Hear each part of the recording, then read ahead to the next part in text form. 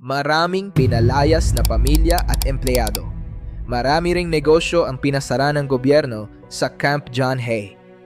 Yan ang katotohanan na tinatabunan ng BCDA at JHMC. May latest interview ang JHMC President na si Manjit Singh Riandi sa Herald Express. Nung napakinggan ko, grabe, ang galing, ang daming achievements, ang daming plano. Dumami daw ang visitor sa camp.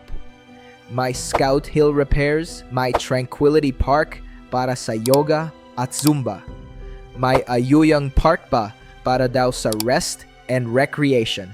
Wow, talagang public welfare ang focus ng projects. Sabi niya pa na sa ending ng interview, lahat po dito sa John Hay ay welcome. Wala pong pinipili, wala pong saradong pinto dito sa amin.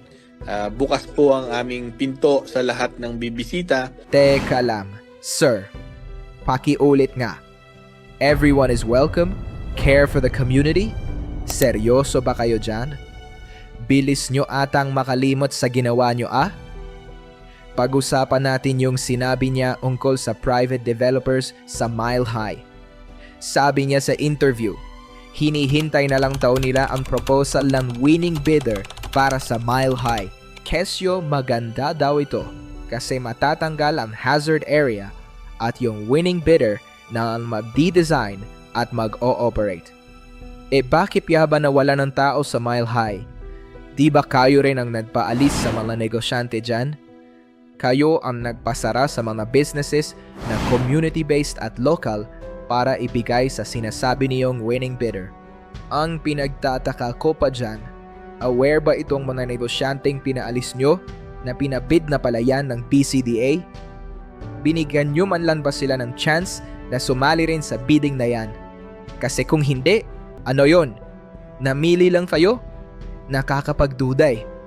Baka naman malaman namin kakuntsaba nyo pala yang mga bagong negosyo na papalit sa mga pinalayas nyo para kayo lang din ang pumita. Ganun ba ang definition nyo ng care for the community? Nabanggit din niya sa interview ang tungkol sa The Manor, Forest Lodge at Golf Course. Sabi niya, extended for another year daw ang temporary management na humahawak sa mga yan habang hinihintay ang signal ng BCDA kung paano mag-move forward.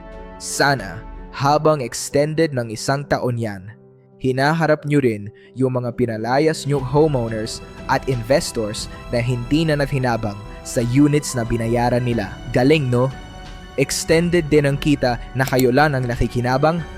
Hindi ba kayo nahihiya na atat kayo magpalayas noon tapos ngayon hindi naman pala kayo handa at wala kayong maayos na plano kung paano tumuloy? Huwag nyo kaming bolahin sa linyang everyone is welcome. Kasi sa track record ng JHMC at BCDA, mukhang pinipili nyo lang naman kung sino ang welcome at yung ayaw nyo, palalayasin nyo na lang. Care for the environment, care for the community, mapapatunayan nyo lang yan kung maibabalik nyo ang hustisya ng mga pinalayas nyo sa Camp John Hay.